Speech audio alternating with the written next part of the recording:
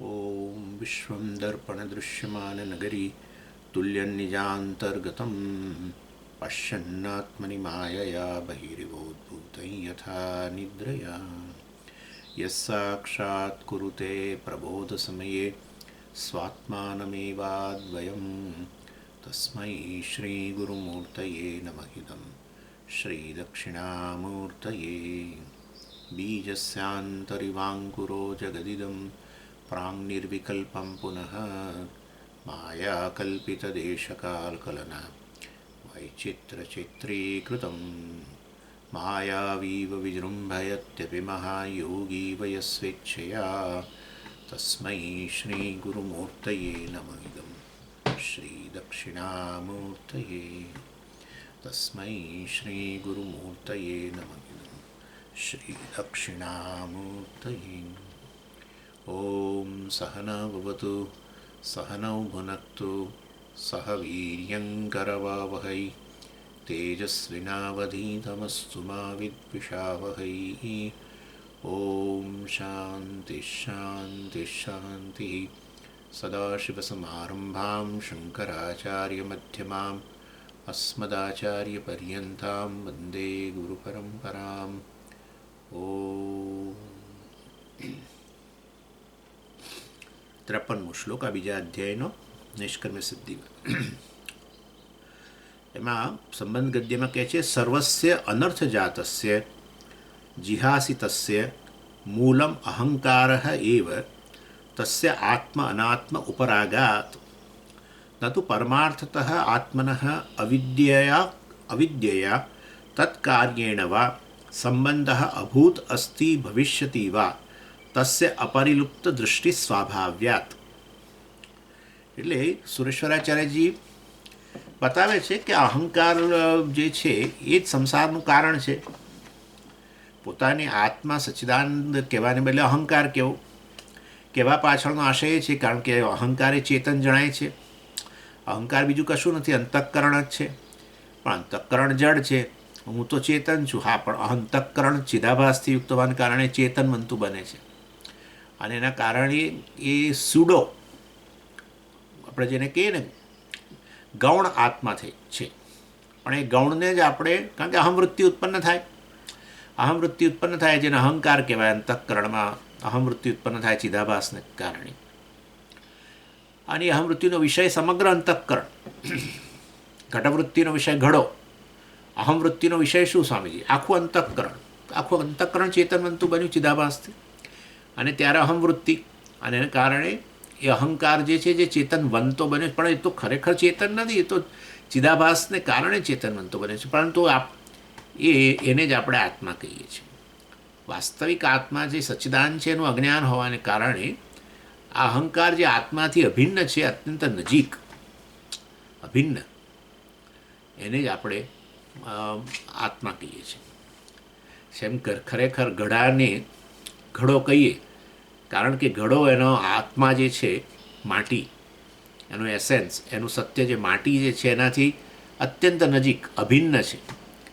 એટલે જ્યારે આપણે માટી એનો આત્મા છે એ ન જાણતા હોઈએ ત્યારે ઘડાને જ આત્મા તરીકે લઈએ, ઘડાને સત્ય કહીએ, ઘડાનું સ્વતંત્ર અસ્તિત્વ માનીએ. ઘડાને સત્ય માનવું અર્થાત એનું સ્વતંત્ર અસ્તિત્વ માનવું. ઘડા નામની જ વસ્તુ છે એવું જ માનીએ આપણે. ખરેખર વસ્તુ તો માટી જ છે. એ પ્રકારે ઉલટી બુદ્ધિ થઈ જાય.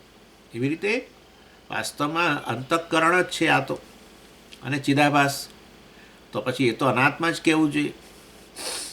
અંતઃકરણ અનાત્મા છે, એમાં ચિદાભાસ છે વાસ્તવમાં અનાત્મા. ચૈતન્ય તો નથી જ ને, ચૈતન્યનો આભાસ છે તે અનાત્મા જ છે. તો પછી વાસ્તવની અંદર એ અહંકાર છે અને અનાત્મા જ કહેવો જોઈએ, પણ આપણે એને આત્મા કહીએ છીએ. એટલે અને એ અહંકારને આત્મા કહી દઈએ, અહંકારમાં અહમ બુદ્ધિ રાખીએ, પછી બધું આપણને નડે. કારણ કે અહંકાર એટલે પછી અંતઃકરણ છે, આને આત્મા કહીએ. અંતઃકરણને આત્મા કહો એટલે અંતઃકરણમાં જે ઉત્પન્ન થાય બધાને આત્મા જ કહો. અર્થાત હુંને એની સાથે જોડો. ક્રોધ વૃત્તિ ઉત્પન્ન થાય, હું ક્રોધી કહું, હું બરાબર ક્રોધ, હું બરાબર નિરાશા, હું બરાબર નિષ્ફળતા, હું બરાબર ફલાણું ઢીકણું, ઈર્ષા, તે બધું. એટલે હું ઈર્ષાળુ શબ્દ આપણે બરાબર હું ઈર્ષા છું એમ ના કહીએ, વ્યાકરણને અનુરૂપ ઈર્ષાળું કહીએ, પણ અલ્ટિમેટલી મારામાં છે એવું જ થયું બધું. આ બધું મારામાં છે સ્વામીજી. કરતાપણું, ભોગતાપણું, એને કારણે કર્મ, સંચિત કર્મ, પ્રારબ્ધ, આ તે જન્મ મૃત્યુ બધું આવી ગયું ને, આખો સંસાર બધું આવી ગયું ટોટલી. એકલતા હોય, આ હોય તે હોય, એકલતા હોય એ વૃત્તિ જ છે અંતઃકરણની. ના પણ મને એકલતા લાગે છે, આવું બધું. એટલે સંસારનું કારણ અહંકાર છે, અને એનો વાંધો નથી, આ બધું તો હોય મનમાં, પણ અહંકારને જો હું કહું, આત્મા કહું, સચ્ચિદાનંદ કહેવાને બદલે, અને અહંકારને અનાત્મા કહેવાને બદલે, અને અહંકાર રહેવાનો જ છે, તો એમાં કંઈ જે વસ્તુ હોય ઘડો રહેવાનો જ છે. આપણે કહીએ કે ઘડો નામની વસ્તુ નથી, કે મિથ્યા છે, મતલબ ને માટી સત્ય છે, એટલે માટે ઘડો ફૂટી જાય. એ જ મિનિટે જે ઘડી આપણે એને માટી જાણી એ ઘડીએ ઘડો ફૂટી ગયો. આવું બનતું હશે? કશું ના બને. મિથ્યાને મિથ્યા જાણો, સત્યને સત્ય જાણો, એ સત્ય મિથ્યા વિવેકનું નામ જ વેદાંત છે. એનીવે, એટલે આ રીતે અહંકાર અને કયા પ્રકારનો સંસાર ઉત્પન્ન કરે એ બધું 52મા શ્લોકમાં એમાં આગળ કહ્યું.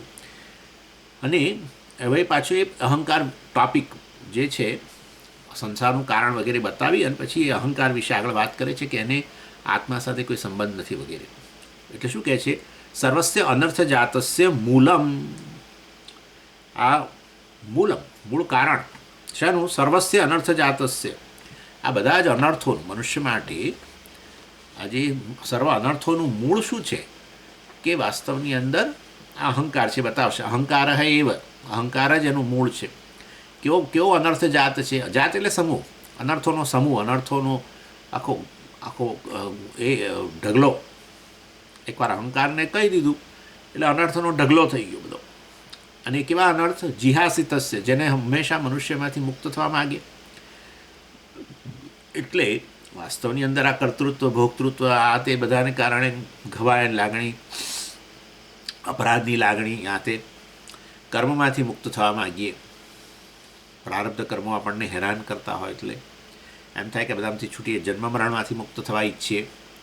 એ સિવાય આ બધી ઈર્ષા, ક્રોધ વગેરેમાંથી મુક્ત થવા ઈચ્છીએ. એટલે સર્વસ્ય અનર્થ જાતસ્ય જિહાસિતસ્ય અનર્થ જાતસ્ય. જિહાસિતસ્ય અનર્થ જાત. જિહાસિત એટલે જેને છોડવાની આપણને સતત ઈચ્છા મનમાં રહેલી છે, એવા અનર્થોનું મૂળ અહંકાર એવ. અહંકાર જ એનું મૂળ છે, આચાર્ય કહે છે. અને કેમ પણ તમે અહંકારને કે અંતઃકરણને આ પ્રકારે મૂળ કહો છો? કારણ કે અંતઃકરણ કે અહંકાર જે છે એને એનું ડ્યુઅલ સ્ટેટસ, બે સ્ટેટસ આવી જાય છે. કેમ? તસ્ય આત્મ અનાત્મ ઉપરાઘાત. કારણ ઉપરાઘાત, સંબંધાત. આત્મા સાથે, સાક્ષી સાથે, પ્રત્યેગાત્મા સાથે એને સંબંધ છે, સચ્ચિદાનંદ સાથે અને જગત સાથે સંબંધ છે. સમજી? આત્મા સાથે સંબંધ તો આત્મા અસંગ કેવી રીતે? એક મિનિટ ઉભા રહો. એટલે વાસ્તવની અંદર આ આત્મા સાથે એને કેવી રીતે સંબંધ છે? તો કે અંતઃકરણ જે છે એ આત્માની કે સાક્ષી કે પ્રત્યેગાત્માની ની દ્રષ્ટિએ એ તો દૃશ્ય છે, એ આપણે જોઈ ગયા છીએ દૃગ્દૃશ્ય વિવેકમાં. એ રીતે દૃગ્દૃશ્ય સંબંધ કહેવા માટે, એટલે દૃગ્દૃશ્ય સંબંધ છે. આત્મા વાસ્તવમાં જ અહંકારને ઉજાળે છે, અંતઃકરણને ઉજાળે છે, અંતઃકરણને પ્રકાશિત કરે છે, અંતઃકરણને અસ્તિત્વ પ્રદાન કરે છે. અને એ રીતે એ તો દૃશ્ય છે. અને એ જ એટલે આત્મ અનાત્મ ઉપર આઘાત, અંતઃકરણ કે અહંકારને આત્મ ઉપર આઘાત, આત્મા સાથેનો આ પ્રકારનો સંબંધ, દૃગ્દૃશ્યનો સંબંધ છે એની સાથે, અર્થાત એ દૃશ્ય છે એમ. અને અનાત્મ ઉપર આઘાત એટલે આ જગત સાથે પણ સંબંધ છે. અનાત્મા એટલે જગત, જગત સાથે પણ એને સંબંધ છે. એટલે જગત સાથે કેવો સંબંધ છે? તો કે જગત દૃશ્યની એ અંતઃકરણ કે અહંકાર શું બની ગયો? દ્રષ્ટા બની ગયો. બરાબર? એટલે આ રીતે ડ્યુઅલ સ્ટેટસ, અહંકારનો આત્માની દૃષ્ટિએ દૃશ્ય, અનાત્મા જગતની દૃષ્ટિએ દ્રષ્ટા એમ. એટલે એ રીતે વાસ્તવની અંદર, કારણ કે જગત જે છે એ જગતના વિષય, જે વિષયો છે, શબ્દ સ્પર્શ રૂપ રસ ગંધના વિષયો છે, એને આકારની વૃત્તિઓ જે તે ઇન્દ્રિય દ્વારા પ્રવેશે પછી અંતઃકરણમાં બધી વૃત્તિઓ ઉત્પન્ન થાય છે ને. અને એ રીતે વાસ્તવમાં અંતઃકરણ પછી એ રીતે દ્રષ્ટા બને છે અને જગત દૃશ્ય બને છે. અને એ જ અંતઃકરણ પાછું સાક્ષીની દૃષ્ટિએ દૃશ્ય છે, આપણે આત્માની દૃષ્ટિએ. અંતઃકરણ દૃશ્ય જ છે ને, એટલે માટે અંતઃકરણમાં શું ચાલ્યું છે બધી આપણને ખબર હોય છે. એટલે આ રીતે વાસ્તવની અંદર સીમિંગ કનેક્શન આ રીતે અહીંયા તો આપણે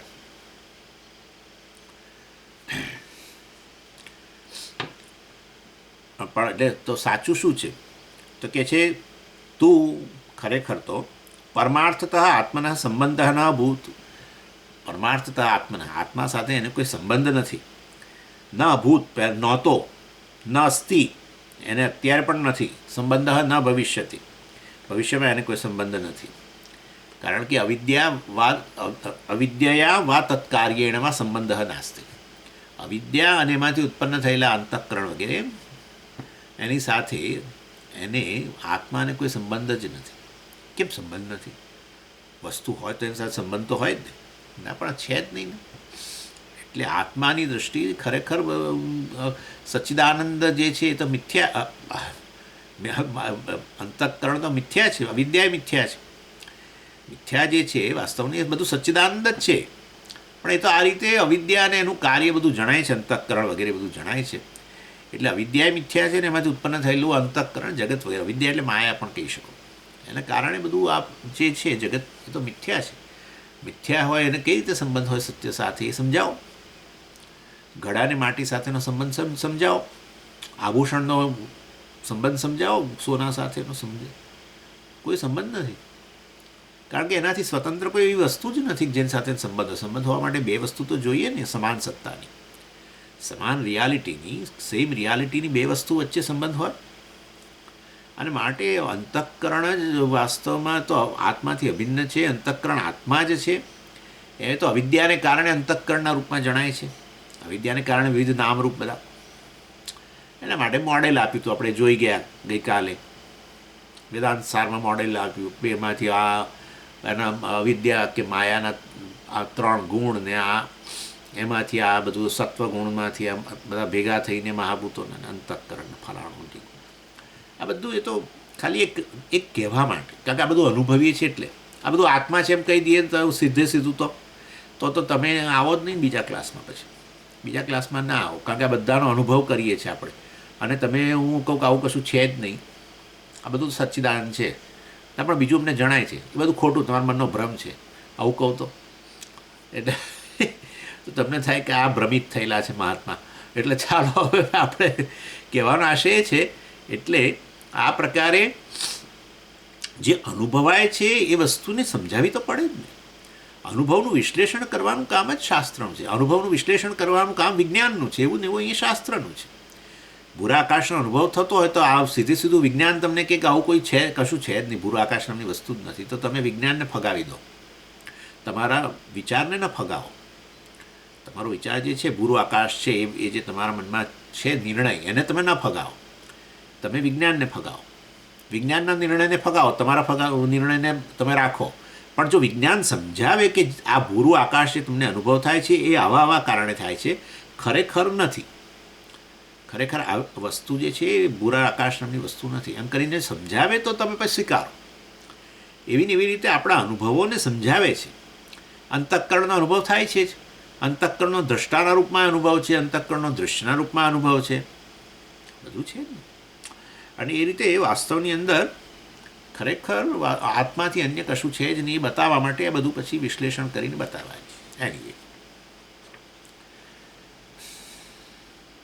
અને આચાર્ય તરત પાછા કારણ આપે છે કેમ એને અવિદ્યા કે એના કાર્ય સાથે સંબંધ નથી, એટલે કે અંતઃકરણ વગેરે સાથે.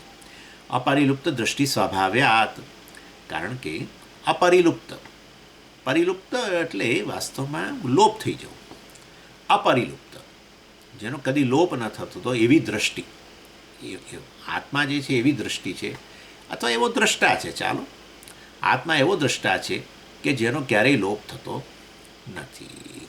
નિત્ય ચૈતન્ય, એટલે જાણી જોઈને વાપરે. આમ તો નિત્ય ચૈતન્ય કે એવું કંઈક કહી દીધું હોત તો ચાલત, પરંતુ જાણી જોઈને વાપરે છે. કારણ કે વાસ્તવમાં ઉપનિષદની અંદર, બૃહદારણ્યક ઉપનિષદના સ્વયં જ્યોતિર બ્રાહ્મણની અંદર આ વસ્તુ આવી, નહીં દ્રષ્ટુ દ્રષ્ટે વિપરિલોપો વિદ્યતે અવિનાશિત્વાત. આજે આત્મા જે નિત્ય દ્રષ્ટા જે છે એ દ્રષ્ટાનો ક્યારેય લોપ થતો નથી, એની દ્રષ્ટિનો ક્યારેય લોપ થતો નથી. એના કારણે જ અંતઃકરણ વાસ્તવમાં પ્રકાશિત થાય છે. એ અંતઃકરણ પ્રકાશિત અંતઃકરણ પ્રકાશક બને છે, કારણ કે ચૈતન્ય તે પ્રતિબિંબિત થાય છે અંતઃકરણમાં. એને કારણે એ દ્રષ્ટા બની જાય છે. ખરેખર દ્રષ્ટાનો સ્વભાવ નથી, પણ આવી રીતે દ્રષ્ટાના રૂપમાં જણાય છે. ચેતન જણાય છે. અહંકાર ચેતન છે ને, અહમ વૃત્તિ. હું એક વ્યક્તિ છું કહો ત્યારે હું ચેતન છું એવું તો કહીએ છીએ.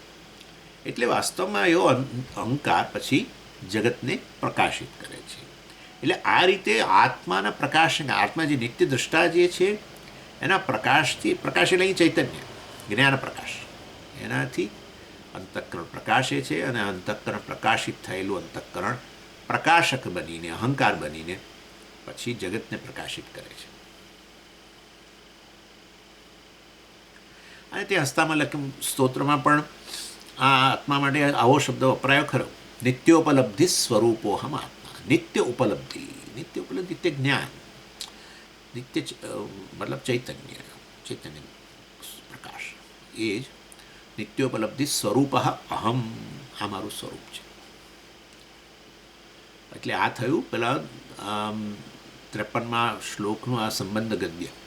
અને હવે 53મો જે શ્લોક છે એ વસ્તુ હવે આગળ કહે છે.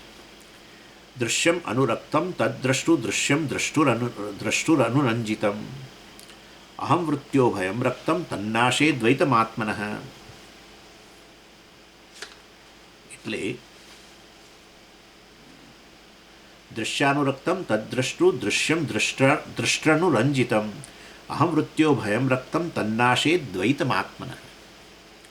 પહેલાં હું દ્રષ્ટૃ અનુરંજિતમ મેં છૂટું પાડ્યું હતું, પણ સંબંધ એને તમે ઈણ સંધિ થઈ જાય એટલે દ્રષ્ટર અનુરંજિતમ એમ કહેવાય. પણ એટલે હવે અંદર છે દ્રષ્ટા અનુરંજિતમ. હા, એટલે સુરેશ્વરાચાર્યજી કહે છે આના ઇન્ટ્રોડક્શનની અંદર પહેલી લાઈનમાં જેમ સુરેશ્વરાચાર્ય કહ્યું ને કે મન જે છે એને આ રીતે સંબંધ છે આત્મા સાથે. કઈ રીતે સંબંધ? તો કે અહંકાર કે અંતઃકરણ જે છે એ દૃશ્ય છે ને આત્મા દ્રષ્ટા કહેવાય. એ તો આપણે આત્માની સમજીએ, આત્માને દ્રષ્ટા કોને એને દૃશ્ય કો તો સંબંધ, સાચો સંબંધ થઈ જ ગયો ને. પણ ખરેખર તમે જોવા જાઓ તો વાસ્તવની અંદર આ અહંકાર જે છે એ વાસ્તવમાં સચ્ચિદાનંદ આત્મા જ છે. માટે આ દ્રષ્ટા દૃશ્ય સંબંધ પણ એ ખાલી એક વ્યવહારિક દૃષ્ટિ આપણે કહીએ છીએ. સાચે સાચ તો એક આત્માથી અન્ય જો કશું જ ન હોય તો પછી એવા સંજોગોમાં અંતઃકરણ નામની એક વસ્તુ જે દૃશ્ય અને આત્મા નામની બીજી વસ્તુ જે દ્રષ્ટા, બંને સમાન સત્તાની આ વસ્તુઓ, અને તો પછી એમના વચ્ચે દ્રષ્ટા દૃશ્ય સંબંધ વગેરે સંભવે. પણ અહંકાર જ વાસ્તવની અંદર અસ્થિભાતિ પ્રિયમ કે સચ્ચિદાનંદ જ છે, એનાથી અન્ય કશું નથી. અહંકાર એટલે કે આ અંતઃકરણ ચિદાભાસે ચૈતન્યથી સ્વતંત્ર નથી. તો એવા સંજોગોમાં અંતઃકરણ જે ચેતનવંતુ છે, અહંકાર જે છે એ તો આત્મા જ છે. બધું આત્મા જ છે, તો પછી વાસ્તવમાં અહંકાર એ આત્મા જ છે ને. એવા સંજોગોમાં તો વ્યવહારિક દૃષ્ટિથી અહંકારને આપણે, કારણ કે થાય છે શું કે અહંકારને જ આપણે આત્મા કે દ્રષ્ટા કહીએ છીએ. આપણા માટે અજ્ઞાન દશામાં હું દ્રષ્ટા છું ત્યારે આપણે શું કહીએ? જગત દૃશ્ય છે, બસ. પણ તમે દ્રષ્ટા જે છે એનો કોઈ દ્રષ્ટા છે એવું લાગે છે? તો કે ના, આવું કંઈ છે નહીં. એ પછી આપણે કહેવું પડે અહંકાર જેમ તમે દ્રષ્ટા કહો છો, આત્મા કહો છો, એનો દ્રષ્ટા છે સાક્ષી વગેરે, ત્યારે અહંકાર દૃશ્ય બની ગયો ને. એટલે વાસ્તવની અંદર આ રીતે અહંકારનું વ્યવહારિક દૃષ્ટિથી આ રીતે આપણે દ્રશ્યપણું કે દ્રષ્ટાપણું, વાસ્તવમાં એક આત્માથી એને કશું ન હોય. એટલે તમે થાય પાછું સ્વામીજી દ્રષ્ટા દૃશ્યનો સંબંધ તો થયો જ ને, દ્રગ દૃશ્ય સંબંધ તો થયો જ, પણ ખરેખર એક આત્માથી એને કશું જ નથી. પરંતુ પ્રથમ તબક્કો એવો કે અહંકાર કે અંતઃકરણ દૃશ્ય છે એ સ્થાપિત કરવું પડે, અને સાક્ષી આત્મા હું વાસ્તવમાં એનો દ્રષ્ટા છું એવી રીતે સ્થાપિત કરવું પડે. અને એ પછી વાસ્તવમાં એનાથી આગળનો તબક્કો બધું આત્મા જ છે વગેરે વગેરે એ રીતે. ચાલો, એટલે દૃશ્ય અનુરક્તમ તદ્દ્રષ્ટુ દૃશ્યમ દ્રષ્ટનુરંજિતમ અહમ વૃત્યો ભયમ રક્તમ તન્નાશે દ્વૈતમાત્મન. એટલે સુરેશ્વરાચાર્યજીએ મનનો આ પ્રકારનો દ્વિવિધ સંબંધ બતાવ્યો અહીંયા પ્રસંબંધ ગદ્યની અંદર, આત્મા સાથે અને અનાત્મા સાથે. આત્મા અનાત્મા ઉપર આઘાત એટલા માટે કર્યું. અને એટલે એક આચાર્ય આ જે અંતઃકરણ જે છે એને આપણા ઘરના બારી અને બારણા હોય એની સાથે સરખાવે છે. જેમ કે બારી બારણા જે છે એ બહારના જગતથી સંબંધ છે, એ બારી બારણાને ઘરની અંદરની વસ્તુઓ સાથે સંબંધ છે, વચ્ચે રહેલું છે ને. ખરેખર બારી બારણાને તમે ઘરની અંદરના જગતની અંતર્ગતે ન લઈ શકો કે બહારના જગત સાથે ન લઈ શકો. બંને સાથે જાણે સંબંધિત છે બારી અને બારણા. પછી એની અંદર રહેલું જગત છે એને આપણે આ ઘરમાં રહેલી વસ્તુઓ વગેરે આંતરિક જગત કહીએ, બહાર રહેલી વસ્તુને બાહ્ય જગત કહીએ. પણ આ જાણે વચ્ચે ઊભું છે, એટલે ઉભય બંને સાથેને સંબંધ છે ને બારી બારણા. એટલે અહંકારને પણ એ રીતે બાહ્ય પ્રપંચ સાથે સંબંધ છે. અંતઃકરણને બાહ્ય પ્રપંચ સાથે સંબંધ કઈ રહ્યા, કયા રૂપમાં મેં કહી દીધું તમને. બાહ્ય પ્રપંચ દૃશ્ય, અહંકાર દ્રષ્ટા. અને અહંકાર હવે આંતરિક જગત એટલે આત્માની દ્રષ્ટિએ, સાક્ષીની પ્રત્યેક આત્માની દ્રષ્ટિએ અહંકાર શું છે? દૃશ્ય છે. આ રીતે વચ્ચે ઊભું છે અંતઃકરણને, આ રીતે ઉભય સંબંધ. એટલે તદ દ્રષ્ટુ ભવતી, અહીંયા શ્લોકમાં કહે છે 53મા શ્લોકમાં. તદ એટલે તે એ અહંકાર જે છે, જે મન જે છે એ દ્રષ્ટુ ભવતી, એ દ્રષ્ટા બની જાય છે. દૃશ્ય અનુરક્તમ, અનુરક્તમ એટલે સંબદ્ધમ, દૃશ્ય અનુરક્તમ, જે આ બાહ્ય જગત જે છે, જે દૃશ્ય છે એનાથી એ રીતે સંબંધિત થાય છે. તદ અંતઃકરણમ, કે અહંકાર, આ જે અહંકાર છે તદ બરાબર અંતઃકરણ અંકો, એટલે કે અહંકાર દ્રષ્ટૃ ભવતી, એ દ્રષ્ટા બને છે. શેના સંદર્ભમાં? તો કે બાહ્ય જગત સાથે, દૃશ્ય સાથે સંબંધિત થાય છે. અને એ કઈ રીતે? આપણી ઇન્દ્રિયો વગેરે દ્વારા, પંચ ઇન્દ્રિયો દ્વારા, જ્ઞાનેન્દ્રિયો દ્વારા. એટલા માટે તો ત્યાં કઠોપનિષદમાં કહ્યું પરાંચિખાની વ્યતૃણત સ્વયંભૂ પરાંગ પશ્યતિ ન ચ અંતરાત્મ. આ અહંકાર જે છે વાસ્તવની અંદર આ જીવ કે આ વ્યક્તિ પરાંચિખાની એની ઇન્દ્રિયોને બહિર્મુખ બનાવી છે. એ માટે હંમેશા બહાર જ જોતો હોય છે. બહાર જોતો હોય છે તે તો એમાં શું તમને શું તકલીફ થાય છે? ભગવાને અમને આંખો આપી છે, કાન આપ્યા છે, તો અમે તો કાન આપ્યા છે તો બહારનું સાંભળીએ, મ્યુઝિક સાંભળીએ. અને બહાર જગતમાં આટલું સરસ આ ફૂલો ખીલ્યા ચારે બાજુ ને બધું કેમ ના જોઈએ અમને? કે આ બધું તો ઈશ્વર સૃષ્ટિ છે. પરાંચિખાની તમે કહો છો બાહ્ય, તો બધી ઇન્દ્રિયોને સંકેલી લેવાની. બધી ઇન્દ્રિયોને જો સંકેલી લઈએ ને તો મને નથી લાગતું જીવન ચાલે. થોડાક વખતમાં જ પૂરું કામ. રામ બોલો ભાઈ રામ. એટલે બાહ્ય જગત સાથે જ સંબંધિત થવું પડે ઇન્દ્રિયોને. પણ અહીંયા તો આત્માની શોધ માટે બાહ્ય જગત સાથે, બાહ્ય જગતમાં આત્માને શોધો, એ રીતે એને વ્યતૃણત સ્વયંભૂ, આ રીતે બ્રહ્માજીએ એનો નાશ કરી નાખ્યા વ્યક્તિનો. કારણ કે સુખની શોધમાં ને સલામતીની શોધમાં, શાંતિની શોધમાં એ બહાર નજર નાખે છે. એ રીતે એનો નાશ થઈ ગયો. શરીર વગેરેને ટકાવવા માટે, જીવન ચલાવવા માટે તો બાહ્ય જગત સાથે જ સંબંધિત થવાનું છે. બહારથી તો આવે છે બધું. અન્ન એ બહાર જ છે ને, જોવું તો પડે જ ને ભાઈ શું છે અંદર. આંખો બંધ રાખીને બસ જે ખાવાનું છે ને, ભગવાને આંખો આપી છે ને, એટલે શું ખાવું શું નહીં ખાવું, કઈ વસ્તુ પથ્ય છે, કઈ વસ્તુ અપથ્ય છે, આપણે જોવું પડે ને. આ બધું જોવું તો પડે ને, કેમ ના જોવું પડે? એટલે કહેવાનો આશય છે કેમ આપણે રસ્તા પર ચાલતા હોઈએ તો સાંભળવો તો પડે ને અવાજ, કે પાછળથી કોઈ વાહન આવે છે, આગળથી કોઈ વાહન આવે છે, આંખથી જોઈએ. પાછળથી વાહન આવતું તો સાંભળીએ અને અવાજ પરથી ખસી જઈએ. બધી ઇન્દ્રિયોને સંકેલી લેવી તો પછી માણસ તરત એક્સિડન્ટ થઈ જાય. આંખો બંધ રાખીને, કાન બંધમાં પોબડા નાખીને બસ ચાલીએ રસ્તા પર. એટલે કહેવાનો આશય પરાંચિખાની સમજવાની વસ્તુ છે. એ ટીકા કયા સંદર્ભમાં કરેલી છે એ વસ્તુ વિચારો. કઈ રીતે ઇન્દ્રિયોને બહિર્મુખતા આપણો નાશ કરે છે એ વસ્તુ વિચારવાની છે. ઇન્દ્રિયો બહિર્મુખ છે, ઇન્દ્રિયો અંતર્મુખ બનાવો તો એ નાશ થઈ જશે તાત્કાલિક. હા, ઇન્દ્રિયોની બહિર્મુખતા અર્થાત જે તમને ખરેખર શોધી રહ્યા છો તમે જીવનની અંદર, તમારો મુખ્ય પર્પસ જે છે એના સંદર્ભમાં એ વસ્તુને તમે બહાર શોધો, એ દ્રષ્ટિએ જાણે કે ભગવાને નાશ કરી નાખ્યો છે. અહીંયા જ આત્માનું જ સ્વરૂપ એમ. એટલે પરાંગ પશ્યતિ ન ચ અંતરાત્મ, એ પ્રત્યેક આત્મા તરફ નજર નથી કરતો આ બધીની શોધ માટે, જીવનનું ધ્યેય સિદ્ધ કરવા માટે, જીવન જેના થકી આનંદ રહે જીવનમાં, એ વસ્તુની શોધ માટે બહાર જગતમાં નજર કરે, એ દ્રષ્ટિએ એનો નાશ થઈ ગયો એમ કે છે. એનીવે, એટલે દ્રશ્ય અનુરક્તમ દ્રષ્ટા ભવતી તદ અંતઃકરણમ. પછી આગળ શું કહે છે? તદેવ દૃશ્યમ ભવતી, એ જ અંતઃકરણ કે અહંકાર દૃશ્યમ ભવતી, દૃશ્ય બની જાય છે. દ્રષ્ટૃ અનુરંજિતમ, અને ત્યારે પેલા દ્રષ્ટા સાથે સંબંધિત, એટલે નિત્ય દ્રષ્ટા આત્મા સાથે સંબંધિત થાય ત્યારે. એટલે આત્મા સાથે સંબંધિત થાય એ પાછું બીજી રીતે પણ વિચારવાનું છે. આ અહંકાર આત્મા સાથે સંબંધિત થાય ત્યારે પણ, દાખલા તરીકે સ્વામીજી અહંકારનો આત્મા સાથે સંબંધ જ ન થાય તો બોલ, અહંકારનો આત્મા સાથે સંબંધ ન થાય, અહંકાર રૂપે ક્યાંક હાજર હોય અને આત્મા રૂપે હાજર હોય. જ્યારે સંબંધ થાય ત્યારે તકલીફો શરૂ થાય છે. દ્રષ્ટાદૃશ્યનો સંબંધ આવે પણ અહંકાર રૂપે રહે અને આત્મા રૂપે રહે તો પછી વાસ્તવમાં શું બોલો? એટલે કહેવામાં આવે છે અહંકાર જે છે વાસ્તવની અંદર અંતઃકરણ એ તો આત્માથી અભિન્ન છે, આત્માથી સંબંધિત ન હોય એવું બને જ નહીં ને. પણ એ અહંકાર જાગ્રત થાય, અંતઃકરણ જાગ્રત થાય ત્યારે, અંતઃકરણ જાગ્રત થાય એટલે ત્યારે ચિદાભાસથી યુક્ત બનેલું હોય છે. ચિદાભાસ એ હંમેશ માટે હોય, કારણ કે આત્મા તો સર્વવ્યાપી છે, ચૈતન્ય માટે અંતઃકરણથી અભિન્ન જ છે ને, માટે ચિદાભાસ એ હંમેશ માટે છે. પરંતુ અવ્યક્ત અવસ્થામાં એ જ્યારે અહંકાર કે અંતઃકરણ જ્યારે લય પામી ગયેલું હોય ત્યારે ક્યાં મુશ્કેલીઓ છે? સુષુપ્તિમાં ક્યાં તકલીફ છે? કોઈ અહંકાર જાગ્રત થાય ત્યારે, અંતઃકરણ જાગ્રત થાય ત્યારે ઇસ્યુ થાય છે બધા. અને જાગ્રત થાય ત્યારે જ આપણે કહીએ ને દ્રષ્ટા અદૃશ્ય. તમે આ વસ્તુ વિવેક ક્યારે કરી શકો?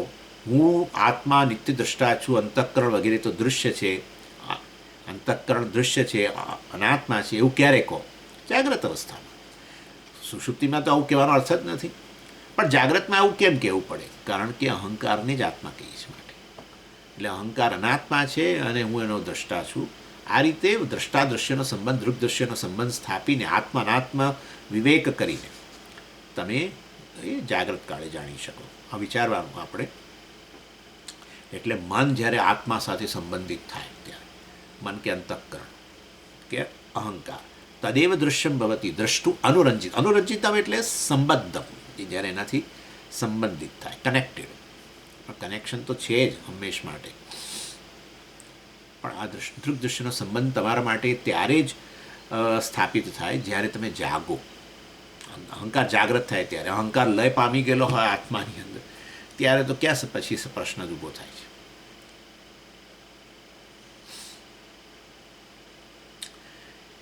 એટલે આ રીતે અને એવી રીતે વિચારવાનું આપણે કે આત્માને, જે પ્રત્યેક આત્મા છે એને આ જગત સાથે જે સંબંધ જે છે ને એ આવો ઇનડાયરેક્ટ સંબંધ છે જગત સાથે. જગત દૃશ્ય આત્મા દ્રષ્ટા એ વાસ્તવમાં આત્મા સીધું જગતને ઉજાળતો નથી. આત્મા અંતઃકરણ દ્વારા આ જગતને, અહંકાર દ્વારા જગતને ઉજાળે છે. સમજી ગયા? એટલે આત્મા અંતઃકરણને પ્રકાશિત કરે, અંતઃકરણ ચેતનવંતુ બને, ચિદાભાસ ઉત્પન્ન થાય, ચિદાભાસ હોય અને એ રીતે અંતઃકરણ ચેતનવંતુ બને અને એ જ અંતઃકરણ પછી દ્રષ્ટા બનીને જગતને પ્રકાશિત કરે, દૃશ્ય બને. એટલે આત્મા અને જગત વચ્ચે દૃગ દૃશ્યનો સંબંધ સ્વામીજી સીધો નહીં, આ રીતે. એટલે જગત પ્રકાશિત થાય ઇન્દ્રિયો દ્વારા, ઇન્દ્રિયો પ્રકાશિત થાય અંતઃકરણ દ્વારા, અહંકાર દ્વારા, અને અંતઃકરણ પ્રકાશિત થાય આત્મા દ્વારા, આ રીતે. પણ સ્વામીજી એ તો આત્મા જગતને પ્રકાશિત ન કરતો હોય તો બધે આત્મા જ રહેલો છે તમે તો કહો છો, બધું જગત પ્રકાશે છે કારણ કે આત્મામાં જ રહેલું છે એવું તમે કહો છો. હા, પણ એટલે એ તો અલ્ટિમેટલી તો આત્મા જ આવ્યો ને. આત્મા અંતઃકરણને ચેતનવંતુ બનાવે, અહંકારો, અને પછી એ દ્રષ્ટા બને. દ્રષ્ટા ક્યારે બને? જ્યારે અંતઃકરણ ચિદાભાસથી યુક્ત હોય ત્યારે. ચિદાભાસ, હું ચૈતન્ય ન હોઉં તો ક્યાં ચિદાભાસ હોવાનો? તો પછી અંતઃકરણ કેવી રીતે દ્રષ્ટા બની શકે? સમજી ગયા? એટલે છેવટે તો આત્માથી જ બધું જગત પ્રકાશિત થાય છે. પરંતુ આત્મા આ રીતે અહંકારને પ્રકાશિત કરે, અંતઃકરણને, એ અંતઃકરણ પ્રકાશક કે દ્રષ્ટા બનીને જગતને પ્રકાશિત કરે. આપણે એ રીતે સમજવાનું. જેવી રીતે એક વ્યક્તિ લગ્ન કરે, બરાબર, તો એ લગ્ન કરેલી વ્યક્તિ એ જે એના પત્ની વગેરે હોય એના સંબંધ, એના બધા રિલેટિવ્સ, દાખલા તરીકે માતા પિતા એના અને બીજા બધા એના કાકા, તે ફલાણા બધા સાથે આ વ્યક્તિ, પતિ કેવી રીતે સંબંધિત થાય? પત્ની દ્વારા ને. પતિને સીધો સંબંધ પત્ની સાથે, પછી પત્નીના સંબંધીઓ સાથે આ પતિને સંબંધ કેવી રીતે થયો? પત્ની દ્વારા. એ રીતે એવી રીતે જ આત્મા જગત સાથે કેવી રીતે સંબંધિત થાય દૃગ્દૃશ્યના રૂપમાં? તો કે અંતઃકરણ દ્વારા, એ રીતે અહંકાર દ્વારા. એટલે આ ભોગ્ય પ્રપંચ સાથે આત્માને સીધો સંબંધ નહીં, ભોગતા દ્વારા, અંતઃકરણ દ્વારા, અહંકાર દ્વારા. ત્યારે હું તો વાસ્તવમાં ખરેખર એટલા માટે ત્યાં કહેવામાં આવ્યું ને, અહમ નૈવ ભોજ્યમ ન ભોગતા ન ભોગ્યમ. હું તો ભોગતાય નથી ને ભોગ્ય પ્રપંચે નથી ને વગેરે. એટલે અહમવૃત્યા ઉભયમ રક્તમ.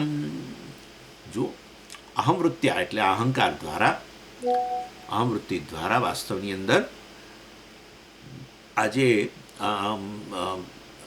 અહમવૃત્તિ દ્વારા ઉભયમ રક્તમ એટલે અહંકાર જે છે એ લિંક બને આત્મા સાથે અને અનાત્મા સાથે જોડવા માટે. આ અહમવૃત્તિ કે અહંકાર છે લિંક બને, કડી.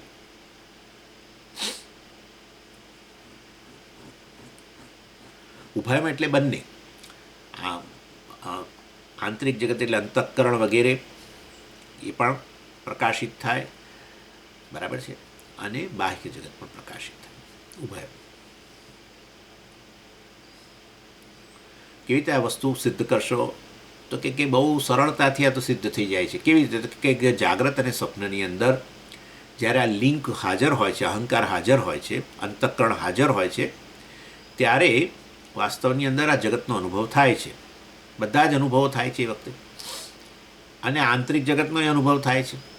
આંતરિક જગત એટલે આપણા મનની અમુક બધી વૃત્તિઓ, આ બધું આપણા મનના સંશયો હોય, મનની લાગણીઓ હોય, મનના આપણી બધી મેમરી હોય, સ્મૃતિ હોય, બરાબર ને? એટલે આ બધી વસ્તુઓ કે મનના તુક્કાઓ હોય, આ બધું પ્રકાશિત આંતરિક જગત એ બધું પ્રકાશિત થાય છે અહંકાર દ્વારા જ. અને બાહ્ય જગતે પ્રકાશિત થાય છે અહંકાર દ્વારા. જે વાસ્તવમાં અંતઃકરણ કે અહંકાર લય પામી જાય સુષુપ્તિમાં, તો આંતરિક જગત છે આપણી લાગણીઓ વગેરે પણ પ્રકાશિત નથી થતું, અને બાહ્ય જગતે પ્રકાશિત નથી થતું. એટલે એ રીતે વાસ્તવની અંદર જગતને પ્રકાશિત કરવા માટે, આંતરિક જગતને પ્રકાશિત કરવા માટે કે બાહ્ય જગતને પ્રકાશિત કરવા માટે વાસ્તવમાં શું જોઈએ છે? અહંકાર જે છે. એટલે અમૃત્યા ઉભયમ રક્તમ, એટલે બંને આ રીતે ઉભયમ રક્તમ. અને એટલે આત્મબોધની અંદર શંકરાચાર્યજીએ આ અન્વય વ્યતિરેક વગેરેનો લોજિક આપીને આ વસ્તુ સિદ્ધ કરી. રાગ ઈચ્છા સુખ દુઃખાદિ બુદ્ધૌ સત્યામ પ્રવર્તતે, સુષુપ્તૌ નાસ્તિ તન્નાશે, તસ્માદ બુદ્ધેસ્તુ ન આત્મન. એટલે કે છે રાગ ઈચ્છા પછી આ સુખ દુઃખ વગેરે આ બધું બુદ્ધૌ સત્યામ પ્રવર્તતે. જ્યારે આ બુદ્ધિ હાજર હોય, અંતઃકરણ હાજર હોય, અહંકાર હાજર હોય, ત્યારે આ બધી વસ્તુ પ્રકાશિત થાય છે. અને સુષુપ્તૌ નાસ્તિ તન્નાશે, જ્યારે બુદ્ધિનો નાશ એટલે બુદ્ધિ લય પામે, અંતઃકરણ લય પામી જાય સુષુપ્તૌ, સુષુપ્તિની અંદર, તો પછી તન્નાસ્તિ, તો એ વસ્તુ રહેતી નથી. આંતરિક જગતે પ્રકાશિત થતું નથી, બાહ્ય જગતે પ્રકાશિત થતું નથી. અને માટે આ બધી વસ્તુ આંતરિક જગત અને બાહ્ય જગતને પ્રકાશિત કરનાર અહંકાર, અહંકારને પ્રકાશિત કરનાર મૂળ આત્મા.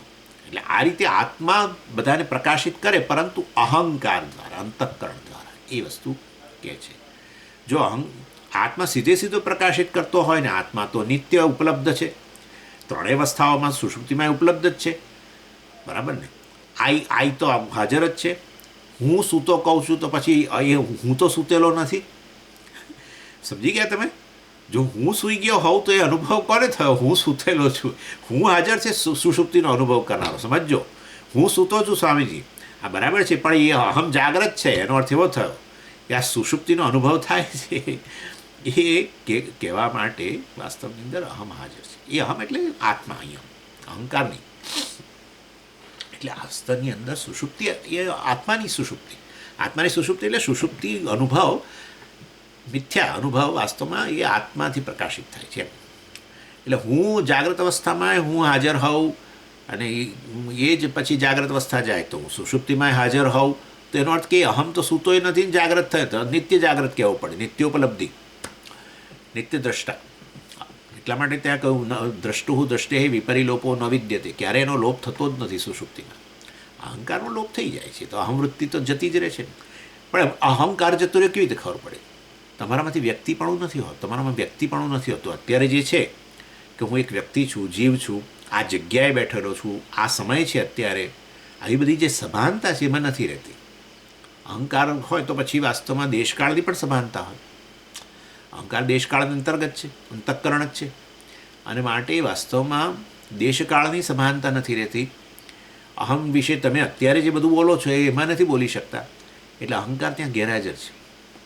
પણ છતાંય હું શું તો એમ કર્યો છે, એક હું પાછું બીજો હાજર હતો. એ અહમ એટલે આ સચ્ચિદાનંદ વસ્તુ સાક્ષી. એટલે અહંકારની ગેરહાજરી હોય અને સચ્ચિદાનંદ તો હાજર છે જ, તો પછી વાસ્તવની અંદર જગત પ્રકાશિત થવું જોઈએ. આંતરિક કે બાહ્ય જગત બધું આત્માથી પ્રકાશિત થાય છે, તો કેમ નથી પ્રકાશતું? એટલે કે અહંકાર દ્વારા પ્રકાશિત થાય છે બધું.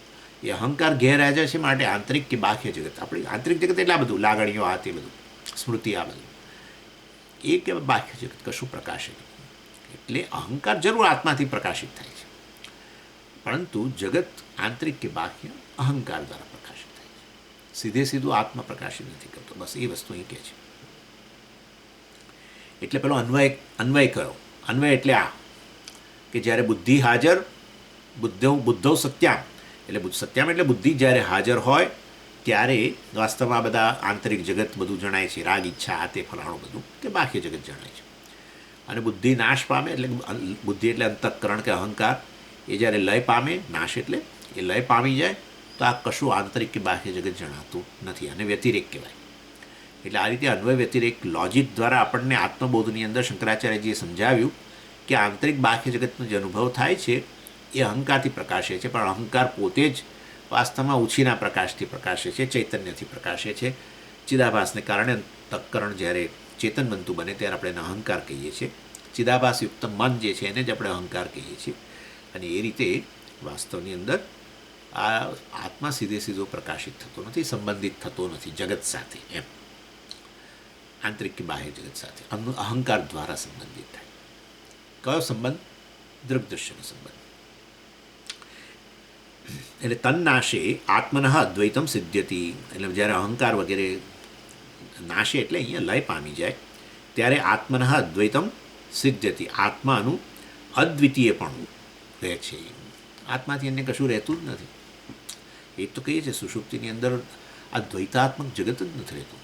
બધું જે દ્વૈત છે એ આખું મનનું સ્પંદન છે. બધું અહમ અને ઇદમ, હું અને આ, સબ્જેક્ટ ઓબ્જેક્ટ, આ બધો મનનો ખેલ છે. એ બધો મનનો ખેલ શાંત થઈ જાય છે. મન શાંત થયું, અહંકાર શાંત થયો. જ્યારે તમે કહો કે અહમ, એટલે તમે અહંકાર સાથે, એટલે અંતઃકરણ સાથે તાદાત્મ્ય કર્યું, ઇન્દ્રિયો સાથે તાદાત્મ્ય કર્યું, પ્રાણ સાથે તાદાત્મ્ય કર્યું. આ રીતે સૂક્ષ્મ શરીર સાથે તાદાત્મ્ય થઈ ગયું, એને અહમ કહી દીધો. આપણે સૂક્ષ્મ શરીર અમારા આ સ્થૂળ શરીરમાં વ્યાપીને રહેલો છે, એટલે એને અહમ કહી દીધો. બસ હવે આનાથી આગળ બહાર અહમ નથી જતો. એનાથી આગળ કંઈ પણ હોય, એનાથી આગળ કંઈ પણ હોય તો તમે શું કહો છો? અહમ કહેશો? અને નહીં, ઇદમ. અરે ઇવન આપણે અને નથી કહેતા ને. જો આ 24 કલાક ભેગા હોઈએ છતાં પણ કોઈ દિવસ હું જબ્બો કોઈ દિવસ નથી બોલ્યા. બોલીએ તો પછી આપણને ઘરવાળાઓ ઘરમાંથી બીજે એ લોકો લઈ જાય, હું જબ્બો કરી સવારે શરૂ કરો. તો એટલે કહેવાનો આશય છે આ ચામડીની બહાર ક્યાંય અહમ નથી જતો. તો પછી એ શું બની જાય? ઇદમ. આને તો દ્વૈત કહેવાય, અહમ ઇદમ. એટલે અહંકાર દ્વારા દ્વૈત છે બધું, સમજો. અહંકાર દ્વારા દ્વૈત. અહમ ઇદમ ખ્યાલ કેવી રીતે આવ્યો? અહંકાર દ્વારા. અહંકાર એટલે શું? અંતઃકરણ. કેવું અંતઃકરણ? ચેતન બનતું અંતઃકરણ, ચિદાભાસવાળું. એટલે ચિદાભાસ યુક્ત અંતઃકરણ જે છે એનો પ્રથમ વિષય અહમ વૃત્તિ ઉત્પન્ન થાય. એનો વિષય શું? પહેલો કે પૂરેપૂરું અંતઃકરણ. પણ પછી એ તો સૂક્ષ્મ શરીરનો ભાગ છે, એટલે ઇન્દ્રિયો બધું અંદર આવી જાય, બધાને અહમ કહેવા માંડે. અને પછી છેવટે સ્થૂળ શરીરમાં ત્યાં સુધી આવીને અટકી ગયા. બસ અહમ આટલે સુધી, બાકી બધું ઇદમ. અને આ રીતે દ્વૈત ઉત્પન્ન થયું. જ્યારે અંતઃકરણ લય પામી જાય સુષુપ્તિમાં, તો અહંકારે લય પામી ગયો, અહમ વૃત્તિએ લય પામી ગઈ, તો ઇદમ વૃત્તિએ લય પામી ગઈ, દ્વૈત જ લય પામી ગયું. એટલે આત્મનઃ અદ્વૈતમ સિદ્ધ્યતિ, આચાર્ય કે છે. જ્યારે તન્નાશે, અંતઃકરણ કે અહંકારનો નાશ થાય, એટલે કે લય પામી જાય, ત્યારે અદ્વિતીય આત્મા રહી જાય છે. એટલે અહીંયા મનનો નાશ કે અંતઃકરણનો નાશ કહ્યો સ્વામીજી. એટલે પેલો મનોનાશ નામની વસ્તુ આવે છે એ ના એ વસ્તુ નહીં, મનનું મિથ્યાત્વ. જ્યારે મનનું મિથ્યાત્વ સમજાય, આ તો મેં તમને સુષુપ્તિ નહોતો અહીં અનુભવની દ્રષ્ટિએ અદ્વૈત કહ્યું, પરંતુ જ્ઞાન પ્રાપ્ત કરીએ, અહંકારનો નાશ એટલે અહંકારનું મિથ્યાત્વ સમજીએ, તો પછી વાસ્તવની અંદર દ્વૈત રહે જ નહીં ને. અહંકાર પોતે જ અનાત્મા છે, જગતે અનાત્મા છે, અને આ બધું વાસ્તવની અંદર એક આત્મામાં જ રહેલું છે. આત્મા જ સત્ય વસ્તુ છે. આત્મા જ બધા નામરૂપ રૂપે રહેલો છે. અહંકાર રૂપે પણ મન પણ આત્મા જ છે, ચિદાભાસ પણ આત્મા જ છે, અને વાસ્તવની અંદર બાહ્ય જગત પણ બધું એ આત્મા જ છે. અને આ રીતે વાસ્તવની અંદર ખાલી એક આ દૃગ્દૃશ્યનો સંબંધ આપણે અહંકાર દ્વારા થાય એટલું કહીએ છીએ, છે બધું આત્મા જ વસ્તુ. એનીવે, એટલે આત્મના અદ્વૈતમ સિદ્ધ્યથી. પછી આગળ 54મા શ્લોકની અંદર સંબંધ ગદ્યમાં કહે છે, ઇહ કેચિત ચોદયંતી યોયમ અન્વય વ્યતિરેકાભ્યામ અનાત્મતયા ઉત્સારિત અહંકાર વાક્યાર્થ પ્રતિપત્તયે સોયમ વિપરીતાર્થ સંવૃત્ત. બહુ સરસ પ્રશ્ન કરે છે કે તમે આ બધી અહંકારની ચર્ચાઓ કરીને, અહંકાર તો અનાત્મા જ છે, છેવટે આત્માથી પ્રકાશિત થાય છે, અહંકાર દૃશ્ય છે, આત્મા દ્રષ્ટા છે, નિત્ય દ્રષ્ટા છે, આ રીતે દૃગ્દૃશ્ય સંબંધ સ્થાપિત કર્યો. આત્મા જે આ સાક્ષી આત્મા છે, પ્રત્યેગાત્મા, એ આત્મા, અને અહંકાર કે અંતઃકરણે તો દૃશ્ય કહી દીધું, અનાત્મા કહી દીધું. તો પણ તમે આ બધું આગળ વધ્યા, પણ તમે ભૂલી ગયા કે તમે કયા રસ્તે જઈ રહ્યા છો. તમે આ બીજો અધ્યાય શેના માટે શરૂ કરેલો? બહુ જબરજસ્ત પ્રશ્ન કરે છે કે તમે આટલું બધું ઘેલા બનીને વેદાંત સિદ્ધ કરવા માટે આટલા બધા ઘેલા થઈ ગયા, પરંતુ તમારી પોતાની પ્રતિજ્ઞા જ ભૂલી ગયા. તમે ક્યાં એવા પ્રદેશમાં જઈને અત્યારે ઊભા રહ્યા છો કે જ્યાં હવે કોઈ ગ્રાઉન્ડ જ નથી તમારા માટે. એવો પ્રશ્ન ઉઠાવે છે. શું કહે છે જુઓ, એટલે ઇહ કેચિત ચોદયંતી, એટલે જે આ છે ને, એકચ્યુઅલી અહીંયા જે પ્રશ્ન ઊભો કરે છે ને, એ પ્રશ્ન 28 ને 29 શ્લોકમાં તમે પછી જોઈ લેજો. 28-29 શ્લોકની અંદર પણ બ્રીફમાં, ટૂંકની અંદર આ પ્રશ્ન ત્યાં ઉઠાવવામાં આવે છે, પણ એનો વિસ્તાર ત્યાં નહોતો કર્યો સુરેશ્વરાચાર્યજી આ અધ્યાયના જ 28-29 શ્લોકની અંદર, બીજા અધ્યાય. હવે એ વસ્તુને અહીંયા વધારે સ્પષ્ટતા કરે છે પ્રશ્નની, અને પછી ઉત્તર આપશે. ઇહ કેચિત ચોદયંતી, એટલે આ સંદર્ભની અંદર તમે આ બધું કહી દીધું. અહંકાર અનાત્મા છે ને, તો દૃશ્ય છે ને, હું આ દ્રષ્ટા છું ને, દૃગ્દૃશ્યનો સંબંધ છે વગેરે વગેરે, આત્માનાત્મા ઉપર આઘાત ને આમ ને તેમ ને.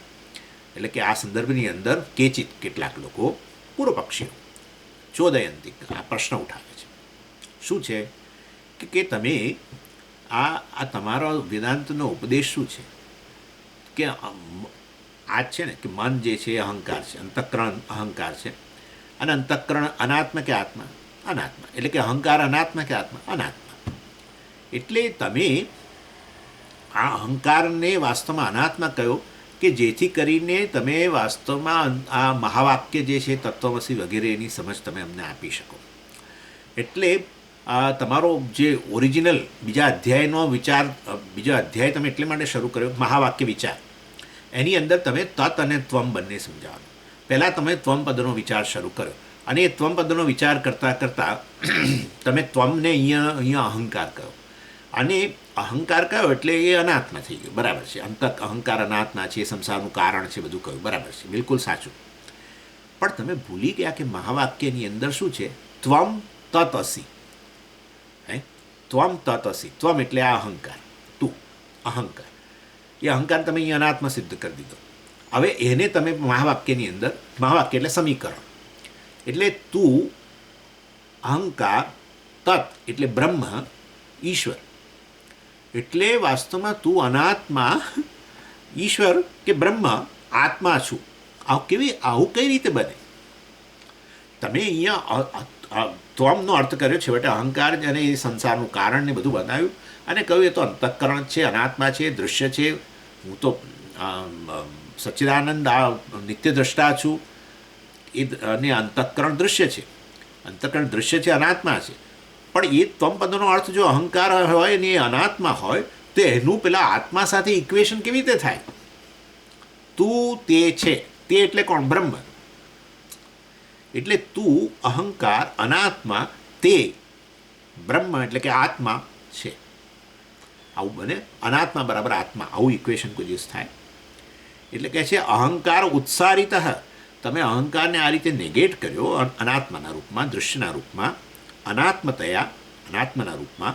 શેના માટે? છેવટે તમને એમ કહો કે અમે મહાવાક્ય, કારણ કે બીજો અધ્યાય એના માટે જ શરૂ કર્યો છે, વાક્યાર્થ પ્રતિપત્તિ. પ્રતિપત્તિ એટલે જ્ઞાન.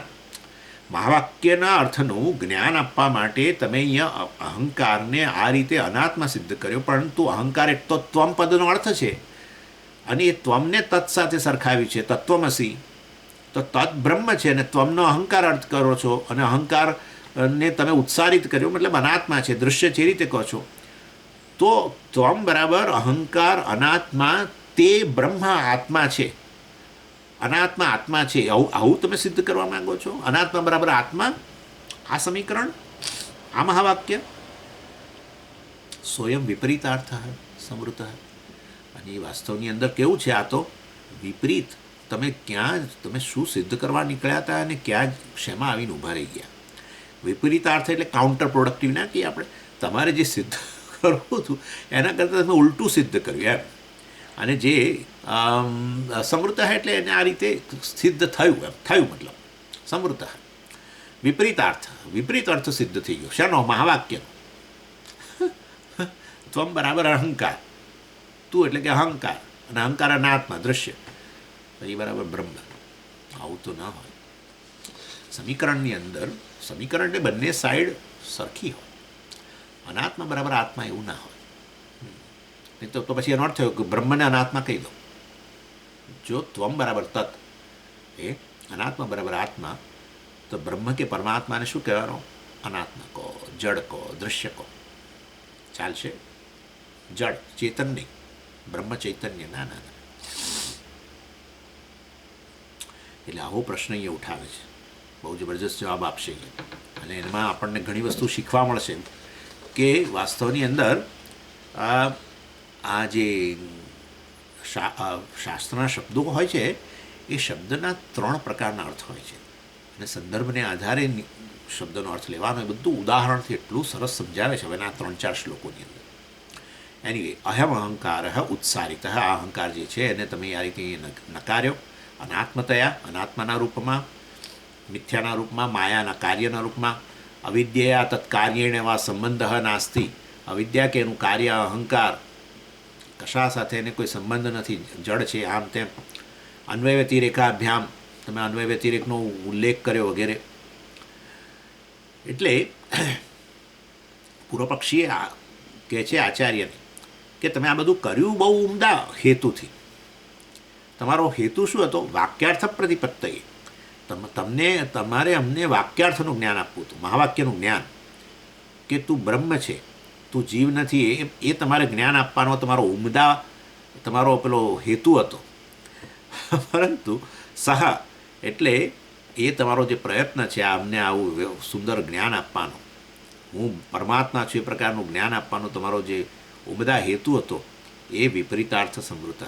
એ વાસ્તવમાં વિપરીત અર્થને, જે મહાવાક્યનો અર્થ ખરેખર હોવો જોઈએ, જે અમારે તમે ઐક્ય સિદ્ધ કરવું જોઈએ બ્રહ્મ સાથેનું, એને બદલે તમે આ તો કંઈ ઉલટું જ સિદ્ધ કરીને બેઠા. ત્વમનો અર્થ તમે અહીં અનાત્મા અહંકાર કરી દીધો, અને એને પાછા ઇક્વેશનની અંદર, સમીકરણની અંદર એને તત્ સાથે, બ્રહ્મ સાથે સરખાવા જાઓ છો. આ કઈ રીતે બને? યસ્માત એટલે આ કારણ એ છે કે અહમ બ્રહ્માસ્મિતિ મહાવાક્ય. અથવા વિપરીત કેમ કહો છો, વિપરીતાર્થ કેમ કહો છો, તે સમજાવે છે. યસ્માત એટલે કેમ એને કાઉન્ટર પ્રોડક્ટિવ કહો છો, એમ કેમ વિપરીત અર્થ થઈ ગયો અમારાથી, એવું તમે કેમ કહો છો? તો કે છે અહમ બ્રહ્માસ્મિતિ મહાવાક્ય. આ જે અહમ બ્રહ્માસ્મિ વગેરે મહાવાક્ય જે છે, બૃહદારણ્યક ઉપનિષદમાં છે ને, ગમે ત્યાંથી તમે, ગમે તે ઉપનિષદમાંથી તમે મહાવાક્ય લાવી શકો. ના સમજો, તૈત્તિરીય ઉપનિષદમાં કોઈ મહાવાક્ય છે તો ઉપનિષદમાં મહાવાક્ય નથી, એટલે ઉપનિષદ મહાવાક્યનો બોધ નથી કરતું. જે મહાવાક્યનો બોધ કરે એને જ ઉપનિષદ કહેવાય. તો પછી વાસ્તવમાં તો પણ 4 જ મહાવાક્યો છે, અને ઉપનિષદ 10 ભણીએ છીએ, એટલે બાકીના 6 મહાવાક્યો નથી. એટલે વાસ્તવની અંદર એવું નથી ભાઈ. સત્યમ જ્ઞાનમ અનંતમ બ્રહ્મ યો વેદ નિહિતમ ગુહાયામ પરમે વ્યોમન. એ સત્યમ જ્ઞાનમ અનંતમ બ્રહ્મ જ અહીંયા યોયમ વેદ, યોયમ એ જ અહીંયા બુદ્ધિ ગુફાની અંદર બેઠેલો છે, સત્યમ જ્ઞાનમ અનંતમ બ્રહ્મ, અને એ જ અહમ અહમ રૂપે જણાઈ રહેલો છે. આ બધું આવી તો ગયું. તો પછી હું બ્રહ્મ છું એ તો કહેવામાં તો આવ્યું જ ત્યાં. એટલે એ પ્રકારે વાસ્તવની અંદર ઉપનિષદમાં મહાવાક્ય છે જ. આ 4 મહાવાક્યો તો 4 વેદને માટે થઈને કાઢ્યા છે. એક વેદની અંદર અંતર્ગત કેટલાક ઉપનિષદો હોય, બીજા વેદની અંતર્ગત કેટલાક ઉપનિષદો હોય, ત્રીજા વેદમાં એમ કહીને આપણે દરેક વેદમાં નો એક ભાગ છે ઉપનિષદ, તો વેદાંત અંત ભાગ, એમાંથી આપણે 4 મહાવાક્યો 4 વેદમાંથી, એટલે બધા વેદોનો સાર છેવટે વેદોના અંતમાં રહેલા ઉપનિષદોનો સાર વાસ્તવમાં આ છે. એના માટે 4 ઉપનિષદો લીધા જે 4 જુદા જુદા વેદના હતા એટલા માટે. બાકી બીજા ઉપનિષદોમાં નથી એવું નથી, બરાબર. હવે માંડુક્ય ઉપનિષદ હોય, પ્રશ્નો ઉપનિષદ હોય, મુંડકો ઉપનિષદ હોય, બધા અથર્વવેદના છે, બરાબર. તો એ બધા અથર્વવેદમાંથી એક ઉપનિષદમાંથી કાઢવાને બદલે એક વાક્ય મહાવાક્ય તાર્યું, અને એ છે માંડુક્ય ઉપનિષદમાંથી. કયું? અયમ આત્મા બ્રહ્મ. આ આત્મા બ્રહ્મ છે, અર્થાત હું બ્રહ્મ છું. આ આત્મા એટલે પણ આ આત્મા કહો છો તો હું કેવી રીતે થયો? હું ને આ એક ના હોય. અરે ભાઈ, અહીંયા આનો અર્થ જે છે વાસ્તવમાં જે સૌથી નજીક છે, અપરોક્ષ છે, અને એ છે અહમ. અહમથી નજીક શું હોય? જે કંઈ તમારે નજીક કહેવું હોય એ અહમના સંદર્ભમાં કહો, બરાબર છે ને? મારી નજીક શું? તો કે અંતઃકરણ વૃત્તિ. મારી નજીક શું? તો કે આ શરીર. મારી નજીક શું? તો કે આ કમ્પ્યુટર. એટલે નજીક બોલો, બધું છેવટે અહમના સંદર્ભમાં આવે. સૌથી નજીક શું? અહમ. જેનાથી નજીક વધારે કશું હોઈ ન શકે. એના માટે આ શબ્દ વપરાયો છે, અપરોક્ષ વસ્તુ માટે. એટલે અયમ આત્મા એવો, એટલે કે હું બ્રહ્મ છું. અયમ આત્મા બ્રહ્મ. એટલે હવે અથર્વવેદના 3 ઉપનિષદ, પરંતુ એની અંદરથી એક ઉપનિષદમાંથી આ વાક્ય લીધું, એક વેદનો રિપ્રેઝેન્ટેટિવ તરીકે, આવી રીતે. એટલે એવી રીતે શુક્લ યજુર્વેદની અંદર ઈશાવાસ્ય છે અને બૃહદારણ્યક ઉપનિષદ છે. તો તમે ઉપનિષદમાંથી બૃહદારણ્યક ઉપનિષદના 1:4:10ની અંદર અહમ બ્રહ્માસ્મિ એ વાક્ય લીધું. પણ ઈશાવાસ્યમાં નથી, એવું નહીં, એ શુક્લ યજુર્વેદમાંથી. એવી રીતે કૃષ્ણ યજુર્વેદમાં તૈતિરે વગેરે છે, એમાંથી પણ લઈ શકાય. સત્યમ જ્ઞાનમ અનંતમ બ્રહ્મ યો વેદ નિહિતમ યહ વેદ વિજાનાતિ. એ સત્યમ જ્ઞાનમ બ્રહ્મને વાસ્તવમાં અહીંયા બુદ્ધિ ગુફામાં જ બેઠેલો છે, અહમ વૃત્તિના રૂપમાં, અહમના રૂપમાં બેઠેલો છે. એવું જે જાણે છે, બસ એ સર્વાન કામાન આપનોતી, અર્થાત હું બ્રહ્મ છું એવું જાણે છે, એના સર્વ કામનાઓ બધી પૂરી થઈ જાય છે એક સાથે વગેરે. આ સીધું મહાવાક્ય જ છે, બીજું શું છે? એ સત્યમ જ્ઞાનમ અનંતમ બ્રહ્મ જે આમ સામે બેઠેલું જાણ, એવી રીતે નહીં. યો વેદ નિહિતમ ગુહાયામ. અહીંયા આ નિહિત ગુહા એટલે અંતઃકરણ રૂપી ગુફાની અંદર જ એ છુપાઈને બેઠેલો છે, અભિવ્યક્ત થયેલો છે. પરંતુ ગુફા એટલા માટે કે અજ્ઞાનને કારણે જેવો છે એવો જણાતો નથી. અંધકારની અંદર વસ્તુ જેવી પડી હોય એવી ન જણાય. ગુફાની અંદર પડી હોય વસ્તુ, પરંતુ અંધકાર હોય તો જે વસ્તુ ન જણાય. એટલે વસ્તુને જાણવા માટે પછી જ્ઞાનવૃત્તિ હોવી જોઈએ. માટે યો વેદ, આ સત્યમ જ્ઞાનમ અનંતમ બ્રહ્મ તમારાથી બહાર કેવી રીતે હોય? આટલો કોમન સેન્સ પણ નથી આમ ઘણીવાર હોતી. અનંતમ બ્રહ્મ, અનંત બ્રહ્મ મારાથી જુદું, આવું કઈ રીતે હોય? મારાથી જુદું હોય તો હું અનંત નહીં અને બ્રહ્મ અનંત નહીં. અનંતમાં મારો સમાવેશ થયેલો જ હોય ને, કેવી રીતે ન હોય? એટલે તો પછી અને પાછો જ્ઞાનમ કહ્યું, ચૈતન્ય. હા, તો હું ચેતન છું અને મારો સમાવેશ થયેલો જ હોય તો પછી હું ચેતન, મતલબ હું જ બ્રહ્મ છું. જ્ઞાનમ બ્રહ્મ. અને અહમ 3 અવસ્થાઓમાં ઉપલબ્ધ છે, પંચકોશની અંદર ઉપલબ્ધ છે. સત્યમ ક્યારેય એનો બાદ નથી થઈ શકતો. બધી વસ્તુનો બાદ થઈ જાય, અંતઃકરણનો બાદ થઈ જાય છે ને, બધું પ્રાણનો બાદ થઈ જાય, બધાનો બાદ થઈ જાય, શરીરનો બાદ થઈ જાય, જગતનો બાદ થઈ જાય, લાગણીઓનો બાદ થઈ જાય, સ્મૃતિનો બાદ થઈ જાય, તો બધી વસ્તુનો બાદ થઈ જાય. અહમનો બાદ ન થાય. બધી વસ્તુનો બાદ થયા પછી એ વસ્તુ ગેરહાજરીનો અનુભવ કરનારો અને વસ્તુ હાજર હોય ત્યારે એનો અનુભવ કરનારો, બંનેને પ્રકાશિત કરનારો એવો અહમ 3 અવસ્થામાં હાજર છે. સત્યમ એ જ ચેતન છે, અનુભવ કરનારો ચેતન જ હોય, જળ કેવી રીતે હોય? અને અનંત છે. હો, તો પછી વાસ્તવમાં મારાથી ભિન્ન છે જ નહીં, તો હું જ બ્રહ્મ છું. પણ તો મને હવે ખબર નથી. તો એ બરાબર છે. એટલા માટે કહ્યું યો વેદ નિહિતમ ગુહાયા. આ ગુફા છે, અંતઃકરણ ગુફામાં એ અભિવ્યક્ત થયો છે, પરંતુ ગુફા છે, અંધકાર છે, અજ્ઞાન છે. અને માટે તૈતિરેયની અંદર આ રીતે મહાવાક્ય જ છે, બીજું શું છે? અહમ બ્રહ્માસ્મિ. આ જુદી રીતે. એટલે એક ઉપનિષદની અંદર મહાવાક્યનો જ બોધ છે, જીવ બ્રહ્મ ઐક્યનો જ બોધ છે. પરંતુ 4 વેદમાંથી 4 મહાવાક્યો આપણે લીધા એ રીતે, એટલે અને જે તે એક ઉપનિષદમાંથી આપણે લઈએ. આની વાક્યાર્થ એટલે યસ્માત એટલે અમે તમને કારણ આપીએ છીએ કે તમે ક્યાં વિપરીત અર્થ મહાવાક્યનો કરીને બેઠા. એ કારણ શું છે? અહમ બ્રહ્માસ્મિતિ મહાવાક્ય બ્રહ્મ અહમ પદાર્થયો સામાનાધિકરણ્ય શ્રવણાત. એટલે બ્રહ્મ અને અહમ વચ્ચે, અહમ બ્રહ્માસ્મિ વગેરેમાં અહમ અને બ્રહ્મ વચ્ચે સામાનાધિકરણ્ય છે, સમીકરણ છે. તો પછી અહમનો અર્થ એવો હોવો જોઈએ જે તમે સમીકરણમાં મૂકી શકો. અહમનો અર્થ અહંકાર જ કરશો, અનાત્મા કરશો, તો પછી એને આ સમીકરણમાં બ્રહ્મ સાથે કેવી રીતે મૂકશો? અનાત્મા એટલે જડ વસ્તુ અને બ્રહ્મ એટલે ચેતન. તો આ જડ બરાબર ચેતન, આવું કઈ રીતે સમીકરણ બને? 3 બરાબર 5, આવું તો આ તો કંઈ સમીકરણ હોય? આવું કંઈ સમીકરણ હોય? એટલે તમે આ અહમ ત્વમ પદનો વિચાર કર્યો, શરૂ કર્યો તત્વમસી સમજાવવા માટે બીજા અધ્યાયની અંદર, મહાવાક્ય વિચારની અંદર. પરંતુ તમે આ ત્વમ એટલે કે અહમ, ત્વમ એટલે તું, તું એટલે કે હું, એ હુંને બરાબર અહંકાર, ને અહંકાર એટલે આ સંસારનું કારણ, ને એ તો ખરેખર દૃશ્ય છે ને આમ ને તેમ કરીને તમે આ તો કંઈ જુદા જ દિશા પકડી લીધી. અનાત્માર્થેન સામાનાધિકરણ પ્રાપ્નોતી. એટલે આ બ્રહ્મ જે છે વાસ્તવમાં આ રીતે એને સામાનાધિકરણ, એનું સમીકરણ, એનું એકત્વ ક્યાં પ્રાપ્ત થાય છે? અનાત્મા અર્થે. અહંકાર એટલે અનાત્મા, એટલે બ્રહ્મને આ અનાત્મા અર્થ સાથે અનાત્મારૂપી એનો અર્થ થઈ જાય છે, વગેરે વગેરે, અનાત્મરૂપ બની જાય છે. એટલે આ રીતે જે અત્યાર સુધી આચાર્ય વગેરે દ્વારા જે આ બધા આર્ગ્યુમેન્ટ કરવામાં આવ્યા એમાં અહમનો અર્થ ત્વમપદના વિચારમાં અહમનો અર્થ જે છે અહંકાર થયો ને અહંકાર અનાત્મા છે. અને બ્રહ્મને આ રીતે જડ અનાત્મા સાથે સરખાવી દીધું. અહમ બ્રહ્માસ્મિ એટલે અહમ એટલે આ જડ અનાત્મા.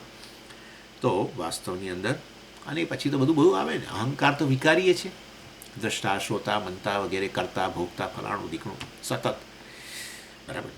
એટલે આ રીતે બ્રહ્મ પણ વિકારી થઈ ગયો. અને માટે આ કંઈક સમજાય એવી વસ્તુ નથી, તમારે સુધારવું જોઈએ વસ્તુ.